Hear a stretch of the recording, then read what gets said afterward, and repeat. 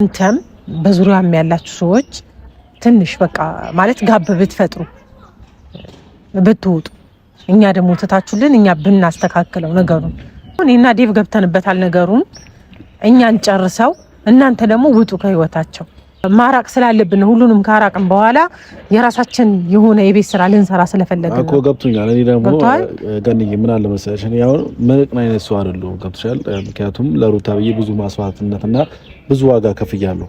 ገብቶሻል? እና እንደዚህ እንደ ማንኛውም ሰው መታችሁ ውጣ ስትሉኝ የሆነ ይሄ ልጅ አይደብረውም ወይ እስከዛሬ ምን እያደረገ ነበር የሚለው ነገር ደግሞ ማሰብ አለባችሁ። ገብቶሻል?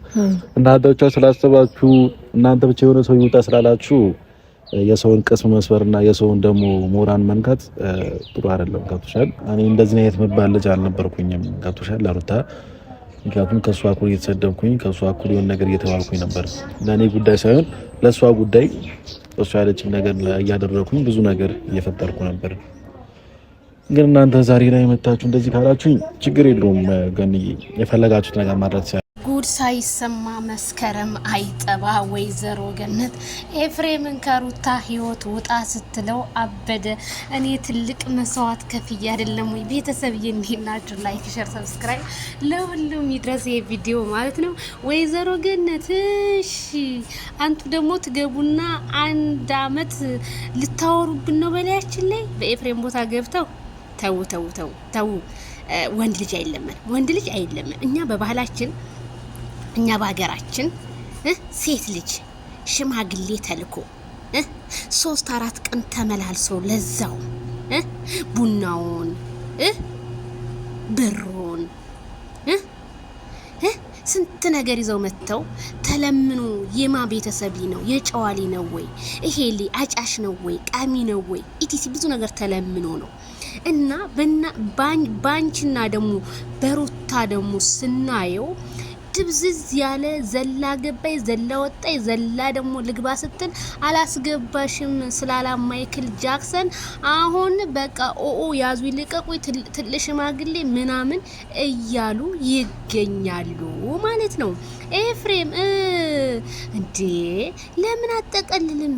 ያምርባል እኮ ጠቅልል አድርጋት እንደው እኛም ደስ ይበለን ጠቅላት እንጂ አይኔ እናቴ ማስቲካ ሲበሉት ይላል ቀጭ ማይክልን የነካ አንገቱ ይቀጭ በይልኝማ ሄርሜላን የነካ አንገቱ ይቀጭ።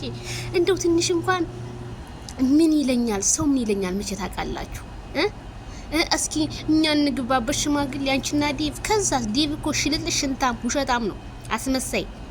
እውነት እኔ ዴቭን ማናሰንዬ ቀሚስ አልብሳንተው በሳቅን የሞኩት በቃ እሱ እኮ የሚዲያ ሰው አይደለም። ቁጭ ብሎ በየመንደሩ ቡና ምናምን ቢያፈላ ብዬ ተመኘው ያፍላ እንጂ በጣም ነው የምታሳፍሩት አሳፋሪዎች። ትንሽ እንኳን አታፍሩ። ግዴታ በልመን አልፈልጋችሁም። ትናንትና እንደዛ አዋረዳችሁ እኮ በአደባባይ ላይ አልፈልግም እኔ ገና ህፃን ነኝ ፊትም ተገድጄ ነው አለ። ስለዚህ አልፈልግም ያላት ሰዓት እኮ ነው ሩታ በቁሟ የሞተችው። በቁሟ ሙትት ብላለች እኮ። እናንተ ግን ዛሬ አረ ቢስሚላ እኔ ቤተሰብ እኔ ለዚህ ለቪዲዮ ቃላት አጣሁለት። በቃ እነዚህ ሰዎች ግድ እያስወሩን እኮ እና ውርደቱ እንደቀጠለ ነው። ወይዘሮ ገነት ዛሬም ልመና ላይ ሽማግሌ እንላክ እያለ ትገኛለች። ኮሜንታተሮቼ እናንተስ ምን አላችሁ? እንዴት የተፈታይ ሴት በአደባባይ መልሰይ ብላ ወንድ ልትጠይቃለች? እኛን አሳፈረችን በማለት እነ ትክክል በቲክቶክ መንደሩና እንዲሁም በሶሻል ሚዲያ እያለቃቀሱ መሆናቸው ተሰማ። ታዲያ ማይክል ጃክሰንን ለመክሰስ ዱብ እያሉ እንደሆነ ብንሰማም ግን እናንተም መቀመቅ